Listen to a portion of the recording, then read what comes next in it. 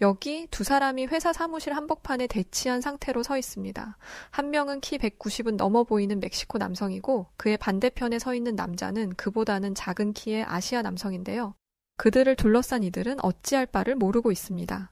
오늘 들려드릴 사연은 이 모든 사건을 지켜본 멕시코 남성에게로부터 온 편지입니다.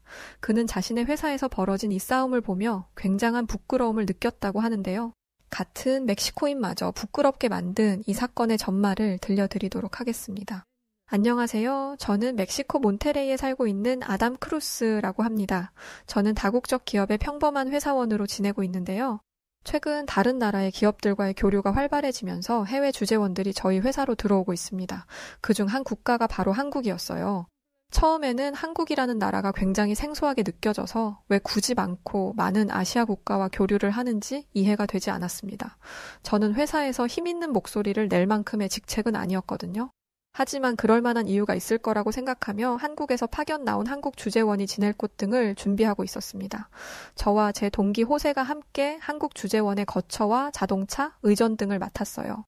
솔직히 다른 나라에서 오는 주재원들은 이렇게까지 대우해주지 않습니다. 하지만 한국 주재원은 달랐어요. 미국, 독일 등에서 일하며 다양한 경험을 쌓았고 저희 회사에 큰 도움이 될 인물이라고 했죠. 오자마자 팀장급으로 일을 하게 되었기 때문에 저희는 어느 정도 긴장 상태였습니다. 특히 한국 주재원의 회사는 자신들의 기술과 노하우 등을 저희 회사의 시스템에 결합해서 남미 시장을 노리려는 것이었어요. 이게 규모가 꽤 크기 때문에 저희 회사도 이번 한국 주재원의 방문에 신경을 쓰고 있었습니다. 그런데 모든 사람이 그런 것은 아니었어요. 저는 모든 사람이 저와 같은 생각은 아니라는 것을 파악하고 있어야 했습니다. 한국 주재원의 의전은 저와 호세가 주로 맡았는데 처음 맡겨진 중요한 임무에 저는 바짝 긴장하고 있었어요. 경험이 없는 사람이 긴장을 하게 되면 오히려 실수를 할 수도 있다는 걸 저는 이번에 처음 알았습니다. 주재원이 머물 집을 계약했었는데 집주인의 실수로 이중계약이 되어버린 거예요. 이런 경우가 아주 없는 건 아니었기 때문에 몇 번이고 신경 썼는데 문제가 터지고 만 것이죠. 그래서 저는 한국 주재원을 마중 나가는 일을 호세에게 맡겼습니다. 그리고 집주인을 찾아가 문제를 해결했고 문제를 해결할 동안 주재원이 머물 호텔을 예약했죠. 다행히 문제를 잘 해결하고 호세에게 연락을 했는데 이번엔 더 큰 문제가 생겼습니다. 호세가 한국 주재원의 마중을 나가지 않았던 거예요. 분명 마중을 나가라고 했음에도 불구하고 아무렇지 않게 그걸 내가 해야 하는 거였어? 라고 말하는데 정말 가슴이 철렁했습니다. 솔직히 다른 나라에서 오는 사람이라면 택시를 타고 넘어오라고 해도 괜찮았습니다. 그런데 한국 주재원의 방문은 정말 중요한 일이었어요. 특히 멕시코 공항에서 짐을 바리바리 들고 온 외국인이 택시를 타고 이동하는 건 위험한 일입니다. 값비싼 물건이 있다는 걸 알기 때문에 강도나 범죄 조직의 타깃이 될 수도 있거든요. 저는 곧장 주재원에게 연락을 했습니다. 화가 나서 제게 소리를 지를 거라고 생각했어요. 하지만 한국인 주재원은 너무나 평온한 목소리로 자신은 괜찮으니 조심히 오라며 저를 되려 안심시켜 주었습니다. 저는 공항에 도착하자마자 고개를 숙여 거듭 사과했어요. 그러자 주재원은 사람이 살다 보면 실수를 할 수도 있는 거고 함께 일을 하다 보면 의사소통에 문제가 있을 수도 있는 것이라 말해 주었습니다. 딱 봐도 제가 나이도 어려 보이고 미숙해 보이니 아직 이런 일을 많이 안 해봤을 거라는 걸 직감한 거죠. 정말이지 너무 감사했습니다. 주재원이 문제를 삼아서 회사에 항의를 했더라면 저는 징계를 받았을 거예요. 멕시코는 일 처리가 화끈하고 가끔은 잔인할 정도로 가차없기 때문에 지금까지 그렇다 할 성과도 없고 그럴싸한 일도 해본 적 없는 저는 정말 잘렸을 수도 있습니다. 아주 운이 좋아서 잘리지 않는다고 해도 저를 믿고 중요한 일을 맡겼는데 이런 사고를 쳤다며 회사의 신임을 잃었을 수도 있어요. 하지만 한국 주재원 덕분에 저는 그런 위기에서 벗어났고 다행히 일자리를 잃지 않을 수 있었습니다. 첫 만남부터 이런 일을 겪으니 저는 한국 주재원이 멕시코에서 머무는 동안 정말 최선을 다해서 그를 따라야겠다고 생각했습니다. 지금까지 저희 회사에서 봤던 상사들이 이 한국 주재원만 되어도 좋겠다는 바람을 가지면서요. 저는 현재 주재원이 머물 사택에 문제가 생겼고 일주일 정도 호텔에서 지내야 할 것 같다고 말했습니다. 한국 주재원은 크게 신경 쓰지 않는다고 말했고 주재원을 호텔에 데려다 준 뒤 호세에게 전화를 걸었습니다. 속이 부글부글 끓었지만 겨우 화를 삭히고 호세에게 물었습니다. 대체 왜 마중을 나가지 않은 거야? 내가 보낸 연락을 못 받았어? 이렇게 중요한 날에 연락도 안 되길래 문자랑 메일도 보냈잖아. 그러자 호세는 아무렇지 않게 대답했습니다. 솔직히 난 처음부터 네가 이해가 안 됐어. 한국에서 오는 사람이라며? 그 사람이 뭐가 중요하다고 이렇게까지 하는 거야? 한국이 대단한 나라도 아니고 난 그 사람한테 내 에너지를 쏟고 싶지 않아. 그 한국인이 별말 안 했지? 왜 그러는 것 같아? 자기 한국 국적이 우리한테 꿀린다는 거 아니까 괜히 문제 일으키지 않으려고 하는 거야. 너처럼 그렇게 일하면 진짜 피곤해서 어떻게 살겠니? 좀 적당히 하자, 응? 같이 일하는 사람 피곤하게 만들지 말고. 이 말을 들으니까 어안이 벙벙하더라고요. 분명 회사에서 지시를 한 것이고 이에는 그만한 이유가 있는 것인데 회사의 지시는 깡그리 무시하고 자신이 하고 싶은 대로 하는 거잖아요. 하지만 저는 호세가 뒤에서만 이렇게 말할 줄 알았습니다. 설마 면전에다 대고 한국 주재원을 무시할 줄은 몰랐어요. 한국 주재원은 자신을 멕시코 이름으로 리암이라고 소개했습니다. 한국 이름은 김우진이었어요. 리암은 정말 감사하게도 저희 팀의 팀장으로 오게 되었는데 매우 화기애애한 분위기로 자기소개가 진행되었어요. 그런데 호세는 탐탁지 않은 표정과 말투로 호세 제임스입니다. 라는 말만 하고 자기소개를 마쳤어요. 호세는 평소 호탕한 성격으로 사람들과 잘 어울려 지내는 사람이었는데 이런 호세가 탐탁지 않은 반응을 하니 팀원들 모두 당황스러운 기색을 감추지 못했고 분위기는 순간 가라앉았습니다. 한국 주재원 리암도 이 이상한 기류를 눈치챘을 거예요. 그런데 그는 아무 일도 없었던 것처럼 분위기를 반전시켰고 자기소개를 한 뒤 30분 만에 저희 팀을 완전히 장악했습니다. 리암은 저희 회사에서 오랫동안 일을 해본 사람처럼 일을 했어요. 멕시코에 오기 전에 저희 회사의 시스템과 실적, 업무 진행 방향, 주력 아이템 등을 파악했더라고요. 다른 부서에 있는 선배에게 듣기로는 한국인들의 일머리는 따라올 사람들이 없다고 하던데 그 말이 무슨 의미인지 바로 알 수 있었습니다. 저희는 모일 때마다 리암의 능력을 추켜 세웠어요. 솔직히 진짜 대단하잖아요. 회사에 다닌 지 1년이나 된 저도 아직 회사가 어떻게 돌아가는지 잘 모르겠는데 리암은 온 지 일주일도 안 되어 회사의 모든 것을 파악했습니다. 대체 한국이라는 나라는 얼마나 대단한 건지 감도 안 잡혔습니다. 그런데 저희와 생각이 전혀 다른 사람이 있었어요. 바로 처음부터 리암을 마음에 들어 하지 않았던 호세였죠. 호세는 저희가 모여서 리암의 이야기를 할 때마다 끼어들어서 리암의 험담을 했습니다. 주된 내용은 리암이 온 한국에 대한 이야기였어요.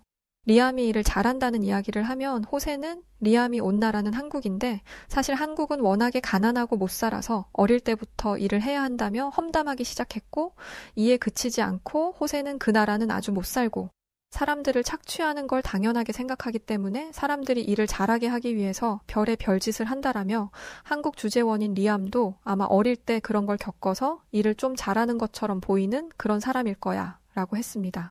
그리고 본인이 그런 방식으로 일을 배웠기 때문에 언젠가는 본색을 드러내서 우리한테도 똑같은 짓을 할 거야 라며 북한의 김정은처럼 독재하려고 할 거라며 열변을 토했습니다. 전 해외 소식 이런 건 관심이 없었어서 북한이라는 나라가 한국이었다는 걸 처음 알았어요. 찾아보니 웬 독재자 한 명이 나라를 다스린다고 하더라고요. 그런데 호세가 놓친 것이 하나 있었습니다. 북한과 한국은 다른 국가란 거죠. 한국과 북한은 같은 민족이었지만 전쟁으로 인해 분단되었고 현재도 전쟁 중인 나라이더라고요. 하지만 전쟁 중임에도 불구하고 남한은 북한보다 몇천 배는 잘 사는 나라가 되었고 북한은 세계에서 손꼽히는 빈곤 국가가 되었습니다.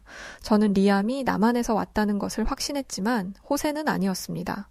호세는 자꾸만 리암이 북한에서 왔고 언젠가는 자신들도 북한 사람들처럼 노동력을 착취당하고 더 나아가서는 이 회사가 북한처럼 망해버리고 말 거라는 말도 안 되는 이야기까지 했습니다.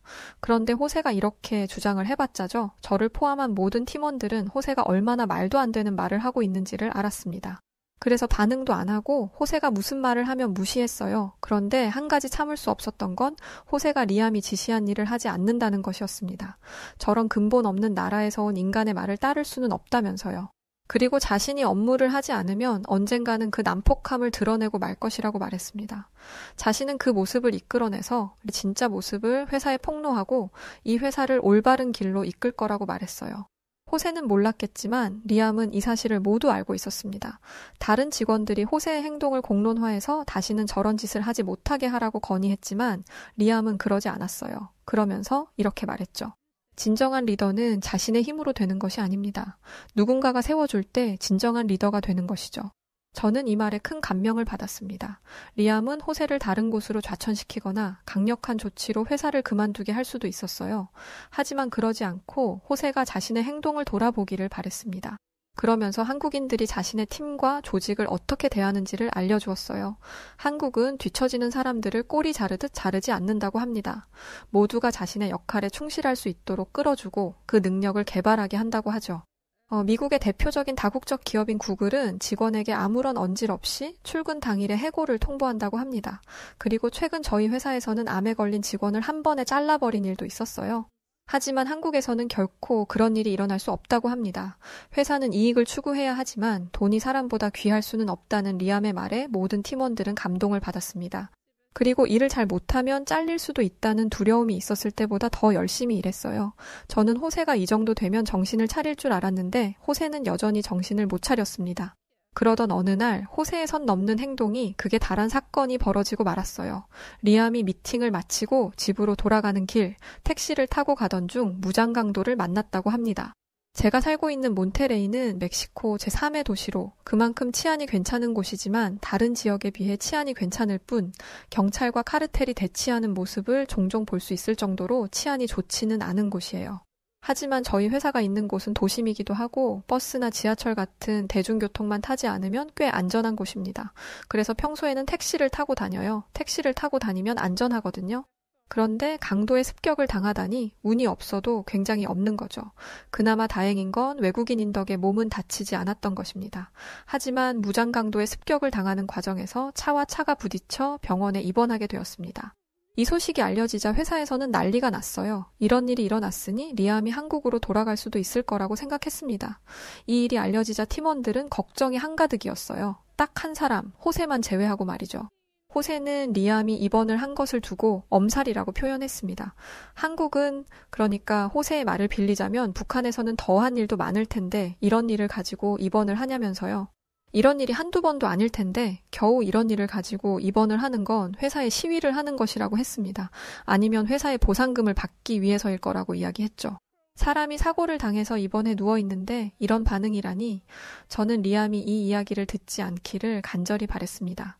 리암이 사고를 당한 후 얼마 되지 않아 한국에서 파견된 직원이 멕시코로 들어왔습니다. 리암의 상태를 파악하고 리암의 공백을 채우기 위해서였죠. 한국에서 파견된 직원인 해리는 멕시코의 치안이 이 정도일 줄은 몰랐다며 한국에서는 이런 일이 절대 없었을 것이라고 말했습니다. 파견 온 한국인 직원은 멕시코 이름으로 해리였고 한국 이름은 이수영이었습니다. 해리 씨는 이런 치안이라면 저희 회사에서 안전을 보장했어야 했다고 했죠. 저희는 몬테레이가 다른 지역에 비해 안전하다는 생각에 리암의 안전에 크게 주의를 기울이지 않은 것이 사실입니다. 그래서 치안이 어느 정도인지를 강조하지 않은 것도 사실이에요. 처음에 몇 번 강조하고 나중에는 별로 크게 주의를 주지 않았죠.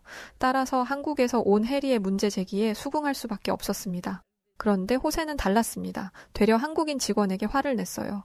멕시코가 한국보다 치안이 안 좋다는 건 들어본 적도 없다며 말이 되는 소리를 하라며 언성을 높였습니다. 한국처럼 후진국인 나라가 멕시코보다 낫다니 지금 그걸 믿으라는 소리냐며 요즘 같은 세상에 인터넷에 치면 다 나와요 라면서 큰 소리쳤죠. 한국 직원은 대체 어디서 그런 이야기를 들었는지 모르겠지만 인터넷을 쳐봐야 하는 건 호세 당신인 것 같다고 말한 뒤 한국의 치안이 멕시코보다 낫다는 것은 숨길 수 없는 사실이라고 했습니다. 그리고는 이 상황에 대한 책임을 져야 할 것이라며 자리를 떠났죠. 저희 회사에서는 이번에 일어난 문제에 대해 한국 회사에 설명하기 위해서 인원을 꾸렸어요. 저희 회사에서는 한시가 급했습니다. 이 일 때문에 한국 회사가 저희 회사에 대한 투자를 거둔다면 피해가 막심할 테니까요. 직원들은 한국에 가는 것을 꺼려했어요. 이 문제를 한국 회사가 문제 삼으면 그 불만을 온전히 감당해야 할 테니까요. 하지만 저는 제가 나서서 한국행에 지원했습니다. 리암이 처음 멕시코에 왔을 때 리암의 의전을 맡았던 사람이 저였으니까요. 그런데 아주 의외의 인물이 한국행에 지원을 했어요. 바로 호세였습니다. 저는 호세가 또 무슨 일을 저지르려고 한국에 가려고 하나 불안했습니다. 하지만 한국에 가려는 사람이 없어서 저와 호세, 그리고 한 명의 직원을 포함해 3명이서 한국에 가게 되었어요. 호세가 한국에 가려던 이유는 딱 하나였습니다. 자꾸만 멕시코의 치안을 물고 늘어지는 한국에 가서 그들의 주장이 얼마나 터무니없는 것인지를 밝혀내겠다는 것이었죠. 한국에서도 흔하게 일어나는 일을 가지고 멕시코만의 문제인 양, 리암이 당한 일을 엄청난 일로 만들어 보상을 요구하는 한국 기업의 행태도 고발하겠다 말했습니다. 이렇게 해서 회사의 영웅이 되려고 했던 것 같아요. 호세는 한국으로 가는 비행기를 타는 내내 자신이 다운받아온 북한의 영상을 보여주었습니다. 자꾸만 한국을 북한이라고 주장하는데 저는 한국이 남한과 북한으로 나뉘어 있으며 호세가 말하는 곳은 북한이고 그러면서 자신이 유튜브에서 찾아온 영상인데 가자마자 이런 끔찍한 광경을 보게 될 테니 미리 마음의 준비를 하고 있으라면서 보고 싶지 않은 영상을 계속 보여주었어요. 호세가 보여준 영상은 끔찍하기는 했습니다. 영양실조에 걸려서 배만 부른 깡마른 아이들이 나무 껍질 같은 것을 씹고 있는 영상도 있었고 다 떨어진 군복을 입고 있는 남녀가 토굴 같은 데서 나오는 영상도 있었습니다. 호세는 리암의 나라가 전기도 제대로 들어오지 않는 나라라고 했어요. 밤이 되면 전기가 들어오지 않아서 사람들은 촛불을 켜고 산다고 했습니다. 이게 21세기에 가능한 일이냐면서 침을 튀기며 말을 하더군요. 가로등도 제대로 들어오지 않는 곳이니 얼마나 치안이 엉망이겠냐는 말까지 덧붙였죠. 결론은 늘 하나로 모아졌어요. 그런 나라에서 왔으면서 멕시코에서 무장강도 만난 것으로 항의를 하냐며 이해가 안 된다는 것이죠. 하지만 호세의 이런 말도 안 되는 주장은 한국에 도착하자마자 깨지고 말았습니다. 비행기를 타고 내렸는데 신세계였어요. 멕시코의 공항은 그리 깨끗하지 않았고 조명조차도 누리끼리 했습니다. 벽에는 금이 가 있는 곳도 있었고 바닥의 타일도 살짝 깨져 있기도 했죠. 멕시코 사람들은 그 누구도 이것을 문제 삼지 않았습니다. 하지만 한국은 모든 게 최신식이었어요. 조명도 밝았고 모든 곳이 깨끗했습니다. 인천공항 직원들이 청소하는 기계에 올라타서 돌아다니는데 정말 신세계였어요. 호세는 적잖이 놀란 듯 보였습니다. 저는 호세에게 네가 생각하는 한국이 이런 모습이었냐 물었습니다. 그러자 호세는 공항은 외국인들이 가장 많이 오는 곳이니 그럴싸하게 꾸며놨을 것이라며 공항을 빠져나가면 영상에서 본 그런 모습들이 줄지어 있을 것이라고 주장했습니다. 그런데 호세의 그런 주장도 얼마 가지 못했어요. 저희는 버스를 타고 빠져나왔는데 버스를 타고 수도인 서울로 가는 길은 정말 잘 닦여 있었습니다. 멕시코의 수도인 멕시코시티는 몰라도 제가 살고 있는 몬테레이는 멕시코의 제3의 도시임에도 불구하고 도로가 썩 좋지 않아요. 그런데 한국의 도로는 정말 잘 닦여 있었습니다. 물론 호세는 조금 더 들어가면 안 좋은 모습이 보일 거라고 얘기했지만 저는 호세가 생각하는 그런 모습이 절대 나타나지 않을 것이라는 걸 알고 있었습니다. 그리고 제 예상은 정확히 맞아떨어졌어요. 호세는 한국의 수도에는 전기도 잘 들어오지 않고 깨끗한 물도 나오지 않는다고 말했습니다. 그런데 한국의 수도인 서울에는 고층 빌딩이 줄지어 있었고 버스 정류장에서마저도 핸드폰을 충전할 수 있었어요. 이뿐만이 아닙니다. 친환경 버스도 흔히 보였고 도시의 조경도 훌륭했어요. 길거리에는 쓰레기도 없었습니다. 환경미화원들이 수시로 다니면서 청소를 하는 줄 알았는데 새벽에만 나와서 청소를 한다고 하더라고요. 낮 시간에도 도로가 깨끗한 것은 한국인들의 시민의식 덕분이었습니다. 이건 정말 멕시코인들이 배워야 하는 것이라고 생각했어요. 호세는 점점 말을 잃었습니다. 어떻게든 한국의 부정적인 면을 찾아내려고 애를 쓰는 게 보이더라고요. 그런데 호세는 절대 자신이 생각했던 것을 찾을 수가 없었습니다. 한국의 밤거리를 보고는 완전히 무너지고 말았죠. 저희는 밤이 되면 꼬박꼬박 호텔에 들어왔습니다. 멕시코에서 왔다 보니 밤거리가 당연히 위험할 거라고 생각했거든요. 그런데 한국의 밤거리는 너무나 밝았습니다. 그리고 사람들이 아무렇지 않게 밤거리를 걸어 다니더라고요. 그것도 교복을 입은 학생들과 여성들이요. 멕시코라면 상상조차 할 수 없는 상황에 처음엔 저희가 보고 있는 광경을 쉽게 받아들이지 못했습니다. 그러나 며칠 뒤부터는 한국의 치안이 얼마나 대단한지를 인정할 수밖에 없었어요. 일단 한국은 총기 소지가 불법이었고 총에 대해서 큰 관심조차 없어 보였습니다. 더군다나 한국 남자들이 군대에서 의무 복무를 해야 함에도 불구하고 남자들 중 총을 소유하는 사람이 없다는 것이죠. 이렇다 보니 총을 가지고 대치하는 상황이라던가 총을 가지고 사람들에게 위협하는 것 자체가 불가능했어요. 또한 어린아이들이 혼자 가방을 메고 등교하는 것은 충격적일 정도로 놀라웠습니다. 멕시코에서 이런 행동은 말도 안 되는 것이에요. 아이들을 홀로 등교시킨다면 부모들은 경찰에 잡혀갈 수도 있습니다. 그러나 한국에서는 그것이 가능하더라고요. 무엇보다 호세가 보여줬던 영상에서 나무 껍질을 벗겨먹는 영상들은 대체 어디서 나온 건지 모르겠지만 한국이 아니란 건 확실하더군요. 한국의 밤거리에는 맛있는 음식이 즐비했고 놀거리도 풍성했습니다. 치안이 좋으니 밤을 새우고 새벽까지 젊음을 즐기는 사람들도 많더라고요. 호세는 한국에서 이런 것들을 보고 듣고 몸으로 경험한 뒤로부터 호텔에 박혀선 나오지 않았습니다. 자신이 틀렸다는 사실에 분을 감추지 못하고 한국 회사와의 미팅 자리에도 나오지 않았어요. 한국 회사는 한국까지 와서 책임을 지겠다는 저희에게 크게 감동했고 이렇게까지 하는데 저희 회사를 믿지 않을 이유가 없다며 저희와의 교류를 끝까지 이어가겠다고 약속해 주었습니다. 멕시코에서 치료를 받는 리암도 많이 회복되어서 회사에 출근할 만한 상황이 되었더라고요. 그런데 딱 하나 해결되지 않은 것이 있었습니다. 바로 호세였어요. 호세는 리암 덕분에 회사에 남아있을 수 있었던 것이었습니다. 리암이 넓은 마음으로 호세의 행동을 받아주었기 때문에 그런 무례를 저지름에도 불구하고 회사에서 잘리지 않은 거예요. 하지만 리암이 다친 후에 멕시코로 왔었던 한국 직원 해리 씨는 가차 없었습니다. 해리 씨는 멕시코에 남아있던 팀원들의 이야기를 전부 들었고 회사에 정식으로 항의했습니다. 한국에 있다가 멕시코로 다시 돌아온 호세는 자신이 회사에서 잘렸다는 소식을 듣게 되었어요. 호세는 자신은 리암이 북한에서 왔다고 믿었기 때문에 그동안 이런 행동을 해왔던 것이고 자신이 한국의 진짜 모습을 보았다면 그런 잘못을 저지르진 않았을 거라고 억울함을 토로했지만 그것은 받아들여지지 않았습니다. 호세는 못 들어본 아시아국에서 온 한 동양인이 자신의 상사가 되었다는 것이 마음에 안 들었던 것 같아요. 그래서 별것도 아닌 것을 가지고 리암을 깎아내리고 무시하고 어떻게든 흠집을 잡으려 한 것이죠. 성향이 그러니까 그러려니 하기야 합니다만 이건 확실했습니다. 아무래도 상대를 잘못 건드린 거죠. 사실 한국에 대해서 자세히 알고 있는 주변 사람이 없었고 저도 그랬고 호세도 그랬고 국가 이름만 들어봤었거든요. 근데 회사에서는 우리 회사에 아주 큰 힘이 되어주고 있는 엄청난 국가의 기업이라면서 하도 이야기를 하니까 그냥 그런 줄로만 알고 있었습니다. 또 우리 회사에 투자까지 했다고 하니까 회사에서 칭송하는 거다 그런 걸로 인식했죠. 하지만 저희가 직접 한국 주재원이었던 리암 씨를 만나고 실제로 한국에 출장 가서 한국의 땅을 밟아보고 나니 비로소 왜 회사에서 한국이라는 국가 그리고 그 국가의 회사를 중요하게 생각했는지 알겠더라고요.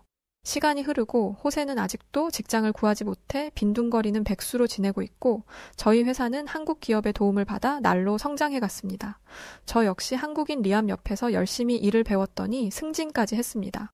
회사는 매출 증진과 많은 성과를 낸 저희 직원들 모두와 함께 한국으로 휴가 겸 워크숍을 계획하게 되었죠.